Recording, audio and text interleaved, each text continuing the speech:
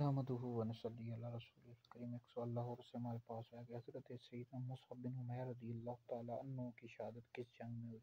مبلغ اسلام حضرت سیدنا مصعب بن عمیر رضی اللہ تعالیٰ عنہ، آپ کا نام مبارک مصعب ہے اور کنیت ابو محمد ہے۔ والد کا نام عمیر تھا، والدہ کا نام حناس تھا۔ آپ ایک دولت مند گھرانے میں پیدا ہوئے اور مکہ کے رہنے والے تھے، اور آپ کے قبیلے کا جو نام تھا، قبیلہ بنو ابو در سے آپ تعلق رکھتے تھے، اور اسلام کی خاطر آپ نے بہت زیادہ قربانیاں دی ہیں، اور آپ شروع میں اسلام لے آتے۔ نبی پاک علیہ السلام آپ سے بہت زیادہ محبت کیا کرتے تھے۔